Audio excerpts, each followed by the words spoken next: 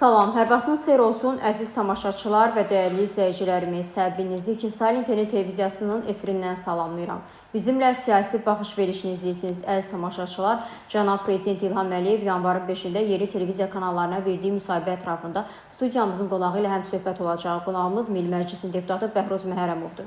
Xoş gəlmişsiniz Bəhruz müəllim. Hər vaxtınız xeyir olsun. Dəvətimizi qəbul edib gəldiyiniz üçün təşəkkür edirik. Çox sağ olun. Bəhruz müəllim, bildiyimiz kimi Cənab Prezident İlham Əliyev müsahibədə bir çox məsələlərə aydınlıq gətirdi. Bunlardan biri də döyüş meydanında qazanılan qələbəmiz ətrafındaydı. Ümumiyyətlə bu siyasi mühür Azərbaycanın beynəlxalq arenada hansı bir desək cəhətlərlə xarakterizə olundu? Bu barədə nə demək istədiniz? Buyurun. Təşəkkür edirəm. Əvvəlcə ondan başlayaq ki, möhtərəm prezidentin hər ilin yekununda xalqa müraciətindən daha sonra yeni ilin perspektivləri, yeni ildə qarşımızda dayanan prioritetlərlə bağlı hədəflərimizi yerli media ilə bölüşməsi bu artıq ənənə halını alıb və hər il yanvarın elə ilk 10 günlüyündə artıq bir neçə ildir ki, ölkə gündəmi, ictimai-siyasi gündəm, o cümlədən dünyada bir çox subyektlərin nəzərləri Azərbaycan Prezidentinin yerli televiziya kanallarına müsahibəsinə yönəlir və dövlət başçımız istər ötən dövrün nəticələrini, əldə olunan uğurları təhlil etməsi baxımından, eləcə də qarşıda duran vəzifələrin açıqlaması baxımından bu müsahibə artıq ciddi siyasi, tarixi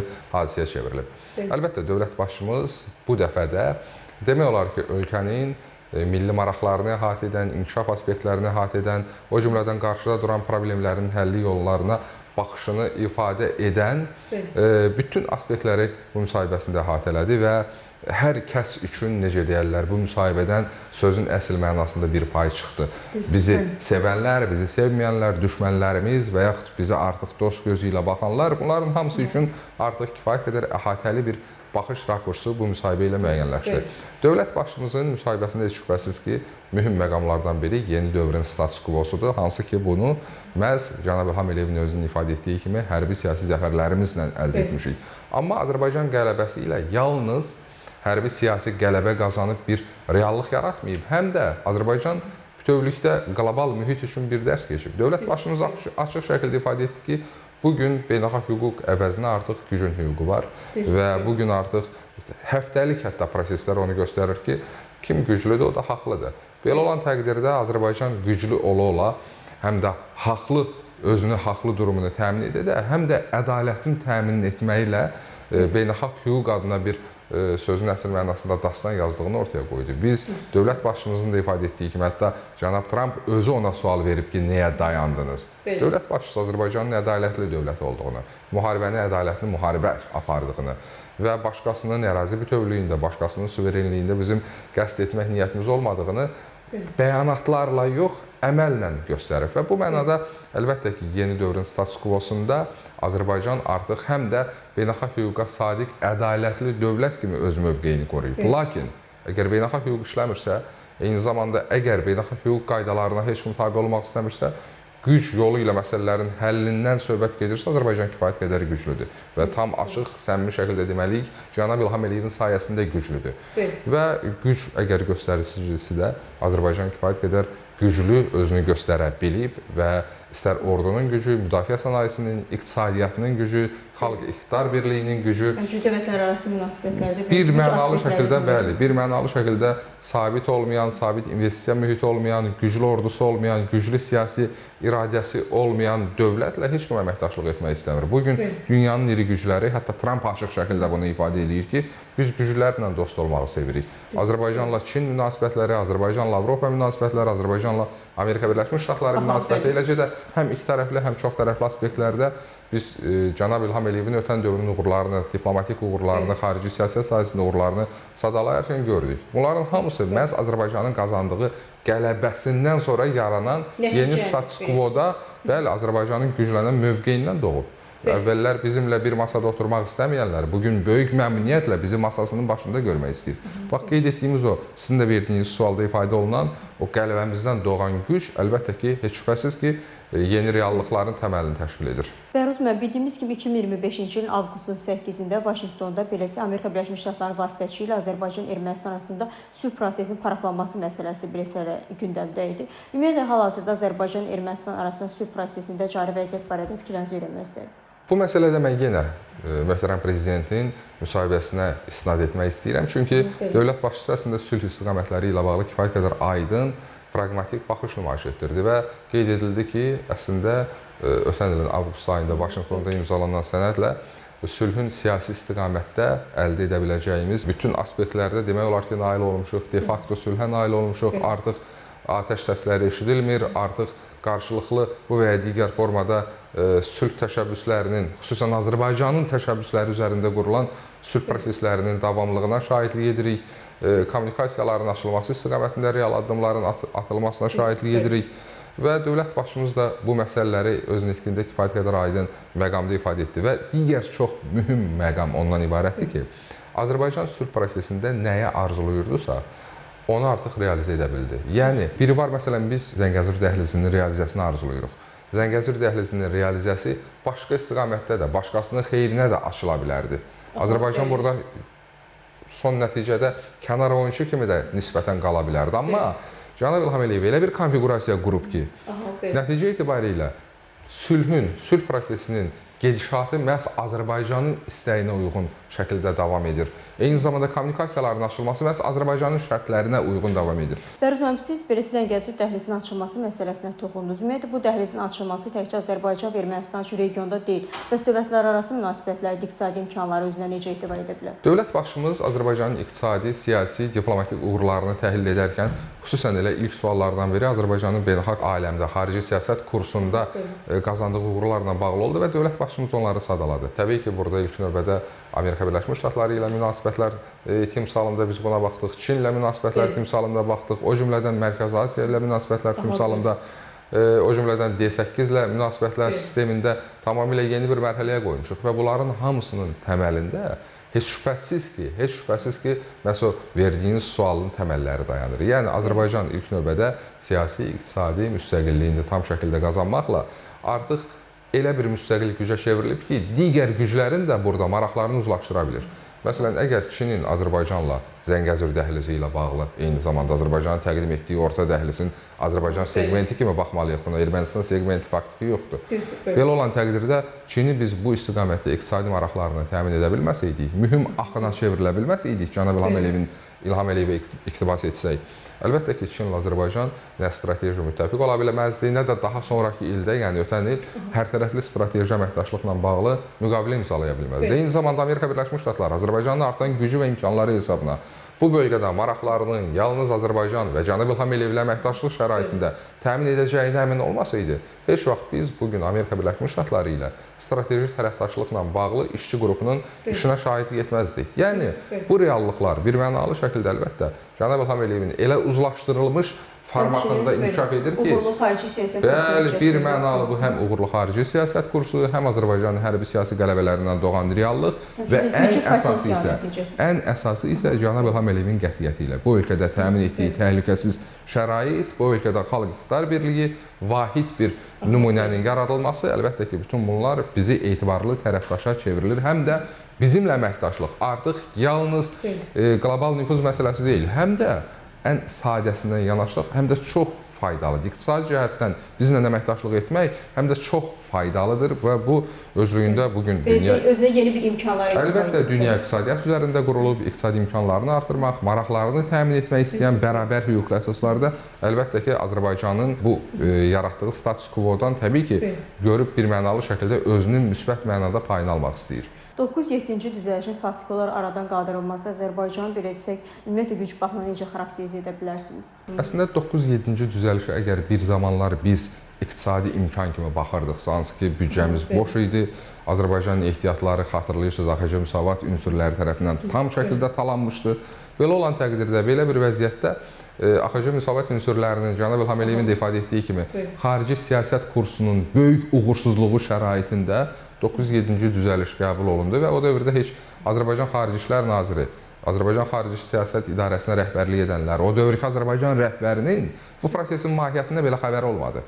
Və biz o zaman kasıb bir dövlət olaraq yalnız iqtisadi mahiyyətinə məsələni yanaşırdıq. Amma sonraki dövrdə Azərbaycan gücləndikcə, məsələn 9-7-ci düzəlişdən Azərbaycana ayrılacaq vəsait bugün hansısa formada yardımdan əgər söhbət gedirsə, bugün Azərbaycan dövləti özünün vətəndaşlarına ƏDV-lər qaytarır. Həmin ƏDV-lər, qaytarılan illik ƏDV-lərin miqdarı 9-7-ci düzəlişlə ayrıla biləcək vəsaitdən qat-qat artıqdır. Yəni bizim üçün onun iqtisadi marağı o qədər önəmli deyil. Biz artıq özümüz kömək edən ölkəyik. Pandemiya dövründə bunu gördük, sonraki dövrlərdə gördük. Burada əsas məsələ, burada əsas məsələ birincisi Azərbaycanın ədalətsiz tərəf kimi göstərilməsidir. Bizi nədə ittiham edirdilər? Bizi ittiham edirdilər ki, sanki biz Ermənistanı blokadaya salmışıq. Hansı blokadadan söhbət gedirdi? Əgər İran, Gürcüstan üzərindən, hətta ilk vaxtlar 93-cü ilə qədər dövlət başçımızın dediyi kimi Türkiyə üzərindən əgər əlaqələr davam edirdisə, hansı blokadadan söhbət gedirdi? Belə deyək, həmin dövlətlərin bir susmasında səbəb nə idi? Bildiyimiz kimi insan hüquq azadlıqlarından danışan dövlətlər burada niyə beləcə susqun mövqedə? Bilirsiniz, burada başqa dövlətlərdən qətiyyən hələ ki biz əsas fokusumuz Amerika olmalıdır. Çünki 907-ci düzəliş birbaşa Amerika Birləşmiş Ştatlarının daxili məsələsi kimi qəbul edib və o zaman Senat və o zaman senator kimi Joe Biden, yəni Amerika Birləşmiş Ştatlarının prezidenti olmazdan əvvəl erməni lobbisinin təsiri altında bu prosesləri həyata keçirdi. Azərbaycan üçün həmin 907-ci düzəlişin aradan qaldırılması artıq prinsipal olaraq ədalətin bərpasıdır. Donald Trump nümayişkarane şəkildə onun aradan qaldırılması ilə bağlı aidiyyatı prezidentin üzərinə düşən hüquq addım atdı, amma əsas məsələ Senatdadır və dövlət başçımızın da ifadə etdiyi kimi biz inanırıq ki, və biz gözləyirik ki, daha doğrusu Amerika Birləşmiş Ştatları Azərbaycanla münasibətlərinin ruhuna uyğun davransın. İkincisi, ədalətli davransın. 907-ci düzəliş, əgər bugün Azərbaycan və Ermənistan arasında münasibətlər normallaşıbsa, Azərbaycan ərazisindən Ermənistana yüklər belə daşınırsa, benzindən söhbət gedir burada, Rusiya ərazisindən gələn taxıldan, Qazaxıstan ərazisindən taxıldan söhbət gedirsə, hansı blokadadan söhbət gedir və bu o deməkdir ki, Amerika Birləşmiş Ştatlarının müvafiq o sənətə, azadlığa dəstək haqqında düzəliş, bu sadəcə bir problemdir sözün əsl mənasında.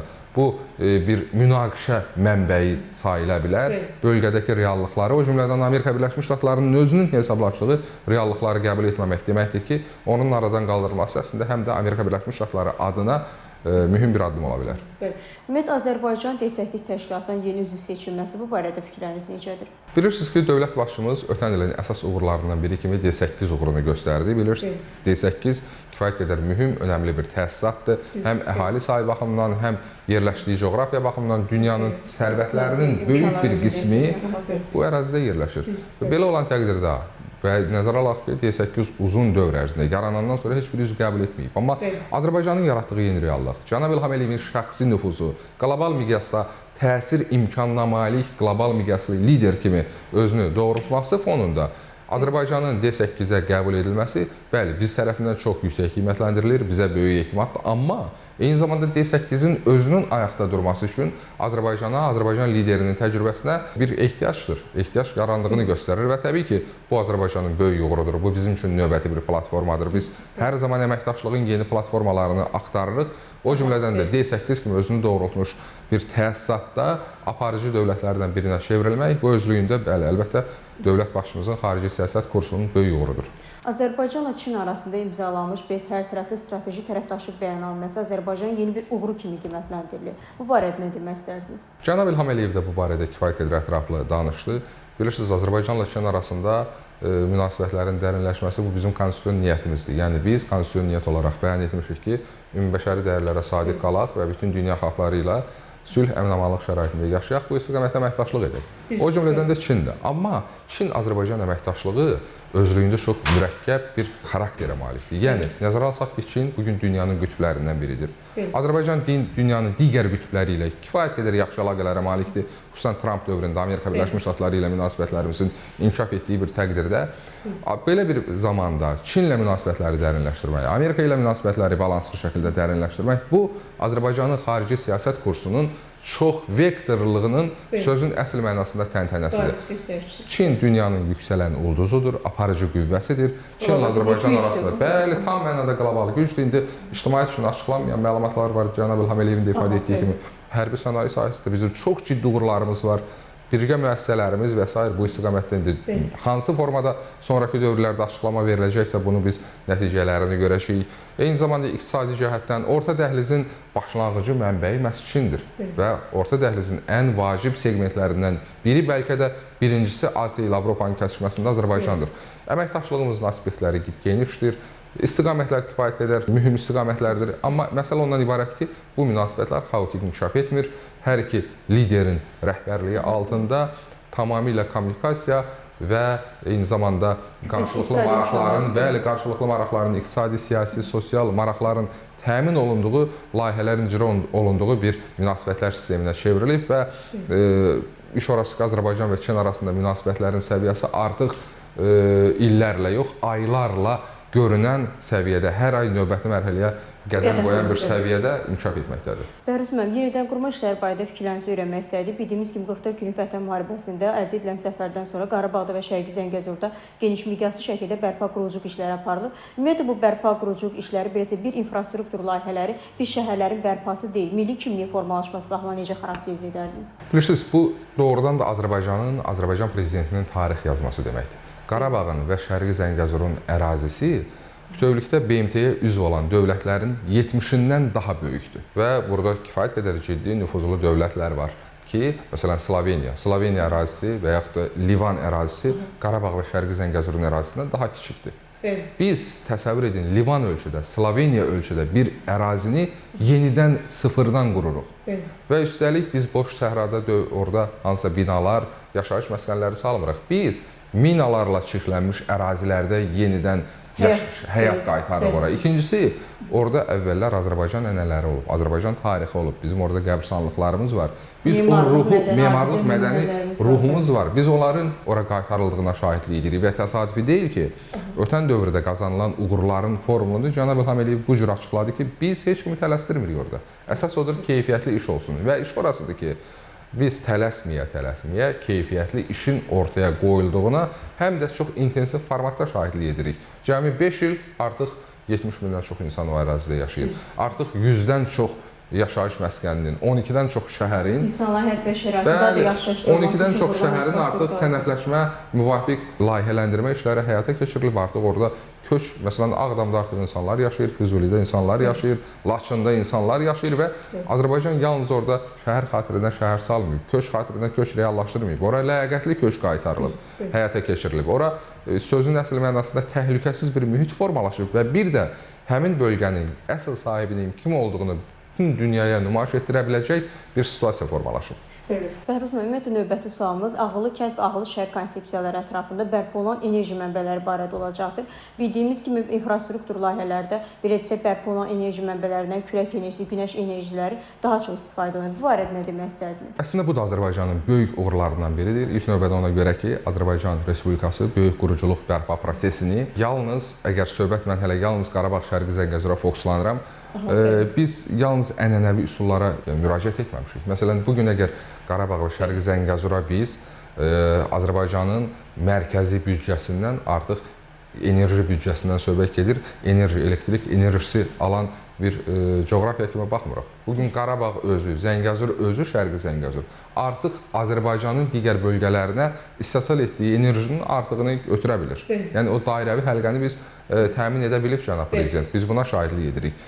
Digər tərəfdən əlbəttə ki, digər bölgələrimizdə, o cümlədən mənim özümün təmsil etdiyim Biləsuvarda artıq ölkənin bütövlükdə regionun ən böyük günəş elektrik stansiyalarından biri tikilməkdədir. Digər nümunələri var. Qarabağın özündə artıq su elektrik stansiyaları, bunların hamısı yaşıl fəlsəfə əsasında qurulub və bu o deməkdir ki, Azərbaycan həm yeni çağırışlara cavab verir, eyni zamanda Azərbaycanın güc və imkanları qətiyyət ona imkan verir ki, biz Qarabağ və Şərqi Zəngəzuru nəinki orada həyat qaytaraq, eyni zamanda oranın potensialını ölkə iqtisadiyyatına reinteqrasiya edə bilək. Və bu nümunə kifayət qədər ciddi nümunədir və təsadüfi deyil ki, biz bu il qlobal şəhərsalma formuna BMT-nin ev sahibliyi edəcəyiksə, BMT-nin dayanıqlı məqsədləri istiqamətində real nümunəmizi ortaya qoyaraq, yəni şəhərsalma nümunəmizi, müasir anlamda şəhərsalma nümunəmizi ortaya qoyaraq biz bu addımların atılmasına nail olmuşuq. Çox sağ olun Bəhruz müəllim. Fikrinizi bölüşdüyünüz üçün təşəkkür edirik. Sağ olun. Belə əziz tamaşaçılar və dəyərli izləyicilərimiz, bugünkü verilişimizin sonuna gəldik. Nəzərinizə çatdırmaq istərdim ki, studiyamızın bugünkü qonağı Milli Məclisin deputatı Bəhruz Məhərrəmov idi. Gələn görüşlərə dək.